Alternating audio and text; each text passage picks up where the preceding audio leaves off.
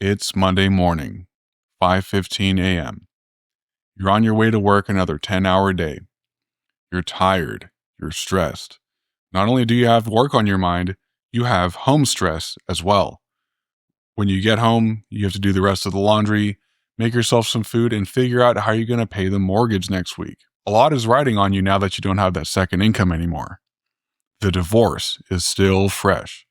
Only 3 months as a newly single man, and it has flown by. But it seems like the last 2 years of tolerating her just dragged on forever. You start replaying that timeline yet again. It all started with her becoming more and more distant. She stopped wanting your attention. She was looking for excuses to be out of the house, and that look she used to give you when you first got married was long gone. Then, the drama, the stupid arguments, the constant bitching. Even though she was there in physical form, that sweet, feminine, nurturing woman you fell in love with left long before you told her you wanted to split. And then there were the text messages. You debated for a long time whether to break her trust and take a peek, or, let's be honest, just put it off longer. But you eventually sifted through her phone when she was in the shower, and what you saw confirmed your suspicions. Funny how she was always telling you how great her boss was, how nice he was to her, how he helped her finish projects, always invited her out to work parties, gave her a nice bonus for Christmas one year. As you think to yourself, yeah, I bet it was a nice Christmas bonus. Then her voice invades its way into your head. Oh, stop worrying about Bill. You're acting like a possessive, jealous teenage boyfriend. I am not attracted to him, but at least he always tells me I'm doing a good job. Unlike you, I can't even get a thank you for all the nice things I do for you. And then you shout back, oh, I'm sure he always tells you great job. In fact, I know a little job you can give him. I'm sure he'd be thrilled. She gets louder. Oh, shut up. You're pathetic. Then you showed her the screenshots. She froze, but tried her hardest to maintain her resting bitch face. 10 seconds of silence passed like 10 minutes. And then she finally said, it wasn't anything serious. It was only dinner. Plus, he's married. You just looked at her, scoffed, and said, well, after tonight, you won't be, so have at it. Go give Bill all the jobs you want. As you walked over to the file cabinet, grabbed a stack of papers, plopped it down on the kitchen table, and said, sign on the dotted line. I'm meeting with Lawrence tomorrow morning. You hustled out the door, and she just stood there in complete shock. She tried calling you 4 times an hour later, but you forwarded every single one. Then the voicemail transcriptions hit. She was losing her mind, blaming everything on you. Zero accountability, zero remorse. As you said out loud to yourself, well, that seals it. Your own voice fades from your mind as you pull into your parking space, take a deep breath, and step out for another day in the grind. You know, I rarely hear of a divorce that was an easy decision, even if she is the one who fucked up. Top 3 reasons for men initiating divorce. Ready? Lack of commitment and growing apart, increasing unnecessary fights and drama, and infidelity. But you think the guy would just leave and feel all sorts of happy and free and just be totally fine. And it might be true for some, but ending a long-term relationship this way, even after only 5 years, still leaves a lot of guys in post-breakup slump. I mean, you shared your life with her. The two of you were one. The divorce hurts your kids. Social circles divide as a result. And maybe you're a little bit older now and looking at dating single moms? Or will you become a badass and pull a girl in her late 20s? But not only can her absence mess with you, there might also be a lot of resentment, anger, and bitterness towards whatever she did. And while, yes, that anger may be 100% justified, hanging on to it can actually lead to a tainted future. Not for her, of course, but for you. Holding a grudge actually shapes your mindset in harmful ways. It can mess with your outlook on dating and life in general, and it's just dark energy that's going to weigh you down whenever you're trying to level up in life. So today we're talking how to leverage this time to get over whatever she did, to free yourself up for a fresh mindset, for adventure, success, and a new love that will never treat you any less than what you're worth. And speaking of that, I first want to address self-worth. Being with someone you love and trust can either be really good or really bad for your self-worth. It all depends on how they treat you. And it may change as the relationship goes on. She may have been super sweet, feminine, supportive, and nurturing at first. And I mean, this is what all guys want. It's what motivates us to work harder and put in the effort to keep the relationship fun and exciting. It's a massive confidence boost as well. There's nothing like having a hot girl under your wing who puts equal effort into the relationship, supports your goals, and of course, does those sexy bedroom things. She makes you feel like a king. But when things get dull, when she stops trying to look hot, when you notice her having fun with anyone else except you, it's understandable why your confidence would take a hit. The issue I see is that guys tend to start shifting their self-worth from an internal source to an external source when they've been with her for long enough, maybe starting at around 3 years. Before the relationship, their self-worth was internal. Maybe they were in great shape, they were marching tirelessly towards their goals, and they were totally okay living alone. And of course, being super masculine like that naturally attracts women. Lo and behold, they find themselves settling down with a woman who ticks all the boxes. Now they have a woman who always tells him how proud she is of him, cheers him on when he's doing well, and helps him relax when he's burnt out. That self-worth can slowly shift to external. Now she is a big source of it. Then you add a decade of marriage where she slowly stops affirming him like this, and now instead of a king, he feels like a piggy bank or some dude that she just settled for. But what's he doing now? Most likely he's not in the gym anymore. He's comfy in his position at work. He's financially set. There's nothing really to work towards anymore. And now his self-worth is way less than it was when he first got with her. At least for me, my worth as a boyfriend tanked whenever I experienced that. I thought I wasn't good enough and it crushed my self-esteem. When those relationships ended, I carried that around and allowed it to affect the way that I saw myself as a man. It wasn't until years later where I learned to differentiate it and unlocked a new level of confidence.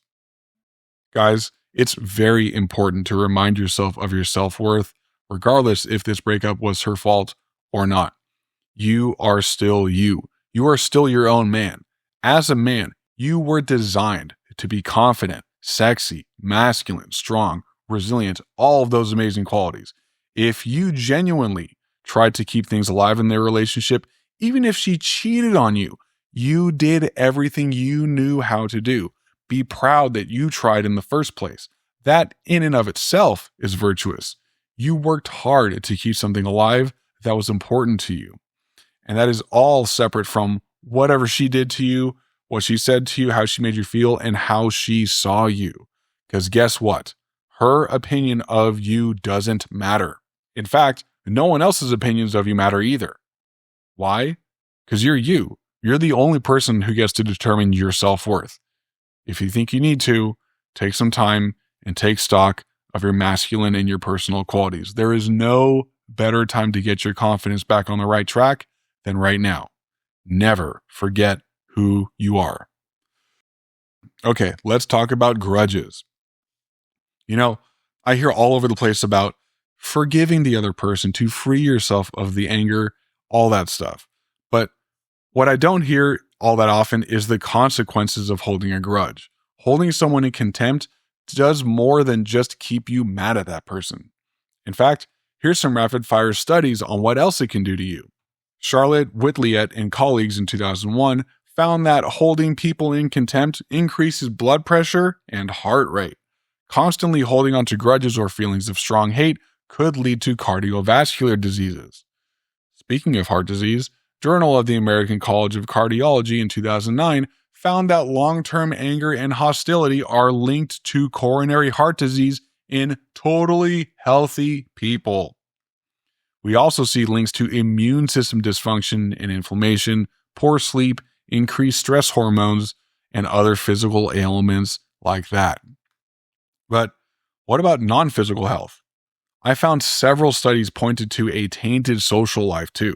Holding a grudge can lead to an unwillingness to establish trust with new people, frequently cutting off friendships and relationships when they do one small thing wrong, expecting others to do something wrong to you, and social isolation, or just deciding to stay single forever. Science aside, you trusted her. You sacrificed for her. You worked your ass off for her, only for her to fucking do whatever she did to you. Now she's gone. There are two roads you can go down at this point in time. One is to work towards letting it go and forgiving her, which can be really hard to do, I understand. Or you can go down the road of not only holding that grudge on her, but looking at your future friends and other women who might be interested in you differently. And if you're going down that road, I have a question. What do you gain by seeing people differently like this? What is the benefit of something like avoiding women altogether, assuming that you're just going to get hurt again? You're only letting your ex win. Not only that, you're also letting your own emotional reaction to her mistakes fuck up your chances at a bright and badass future. Guys, holding a grudge means the person who screwed you is winning. It means they're living rent-free in your head, and that dark cloud of bitterness and resentment is fucking influencing what you're doing in your day-to-day, and it's deteriorating your health. Think about it. She fucked up. You were wronged. If there's one person in this equation that deserves peace, happiness, and a fresh start, it's you. But trust me when I say this, it is way harder to start writing a new badass chapter while you're still weighing yourself down with anger, resentment, bitterness, all of that dark shit. The faster you get rid of it, the quicker you will wipe that slate clean and start building a life that was way better than even the best parts of your last relationship. So don't let your hate for her linger any longer. Let that shit go now. How? We're about to dive into that. I want you guys to understand something. It's one thing to block her forever. It's one thing to use what she did to learn what sort of behavior and red flags to avoid in the future. Awesome. It's another thing to hold on to that hate, resentment, and bitterness. But understand that all three of those things are affecting you. It's what you are allowing yourself to feel. You're basically doing yourself a huge injustice by holding these dark feelings inside. It doesn't matter if it's because of your ex or your parents or even some person online that you're arguing with. If there's one thing I want you to take away from today's episode, is that you're not going to lose anything by letting go of dark feelings for other people. They're not just going to reappear into your life, get involved with you again, and do the same thing. Unless, of course, you let them, in which case I hope you don't, no matter how lonely you might get. Two thoughts can exist simultaneously. You can decide to keep her out of your life, and you can decide for yourself to be happy, peaceful, and excited for your future. And yes, you can keep her out of your life, and yeah, I'm going to say it, you can wish her well.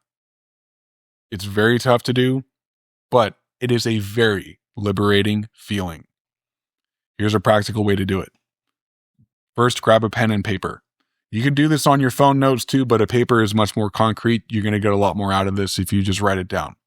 Number one, you have to recognize what the emotions that you're holding inside are. Refer to episode 1 if you want a better breakdown of how this works. Basically, it's just writing out, right now, I am feeling blank because I blank. You can choose from angry, sad, afraid, or hurt for the first one. And for the second blank, you have to state the reason, and it must start with I. Angry, sad, afraid, or hurt. Here's some examples. Right now, I'm feeling angry because I was cheated on. Right now, I'm feeling hurt because I gave so much to her and she took all of it for granted. Right now, I'm feeling sad because I am alone and I still miss the good times we had. Right now, I'm feeling afraid because I don't want to be treated like that again.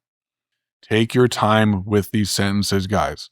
Write out as many as you can. It is removing the emotion from your body and putting it on a piece of paper.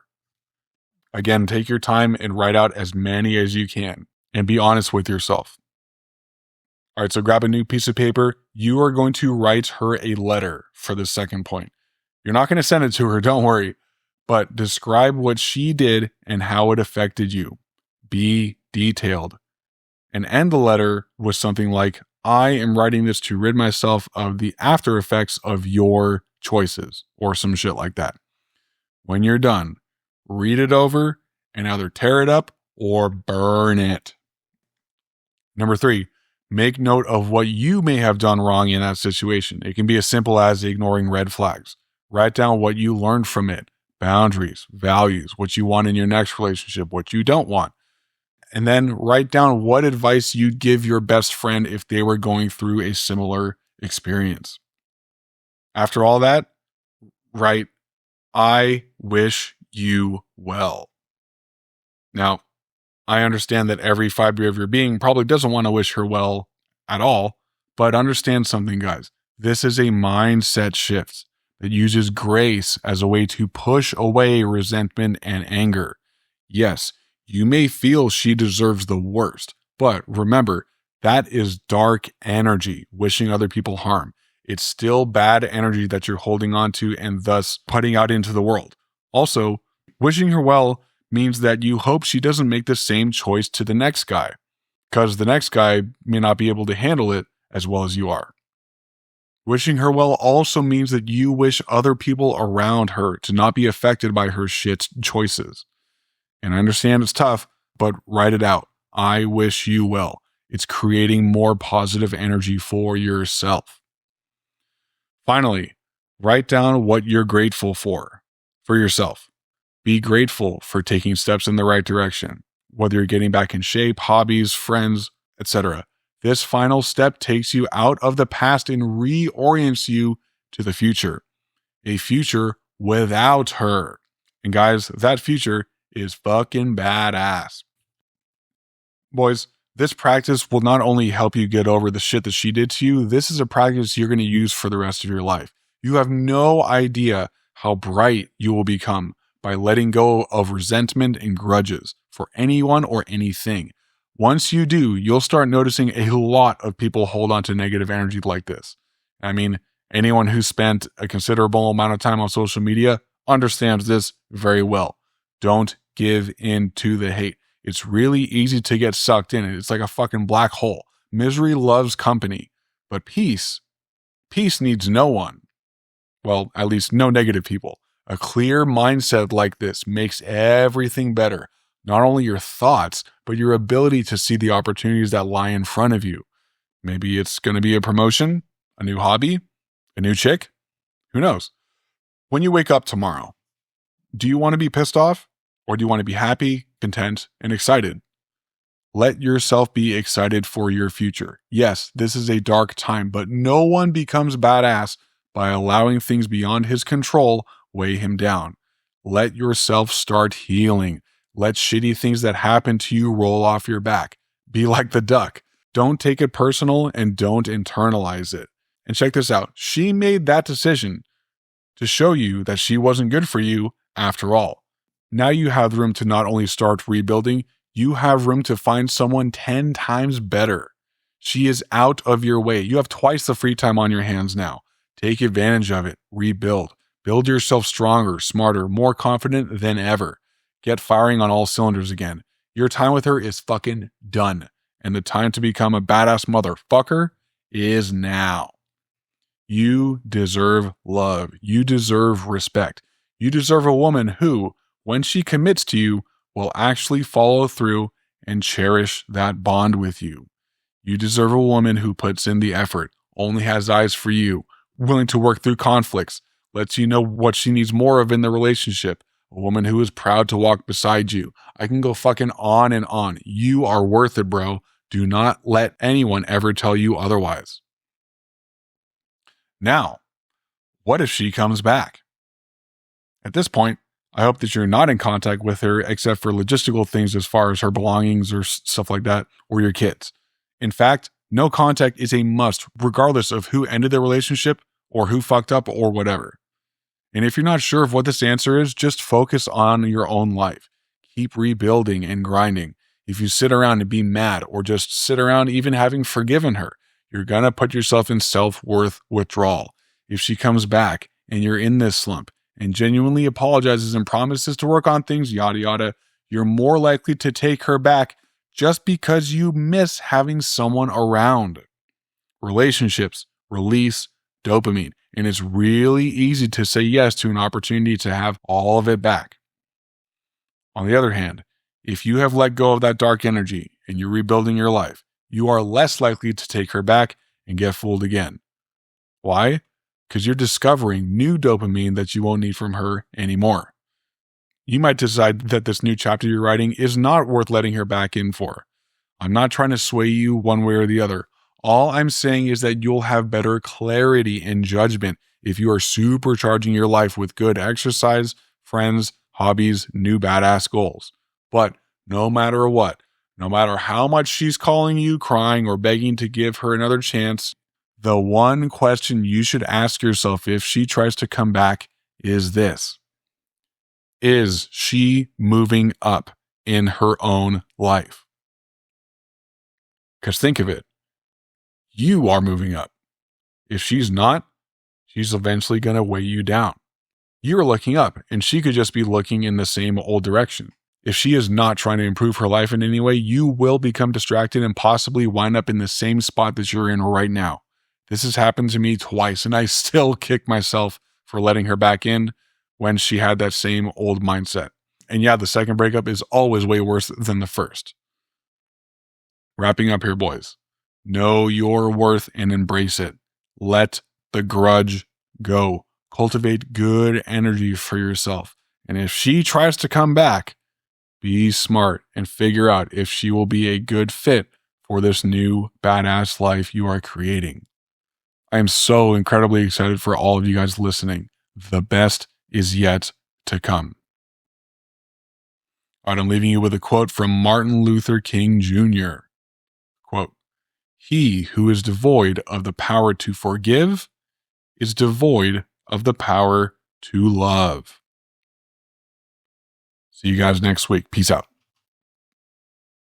Thank you for joining me in another badass episode, brother. If you want to accelerate into this new chapter in your life and get a boost into your badass journey, sign up for a free 45-minute consultation for post-breakup or divorce coaching. All the info is in the episode description. Also, please remember to like and comment. And if you know anyone who could use this info in their badass journey, please share this episode with them. None of this will be possible without you guys, so thank you again, and I will see you in the next episode.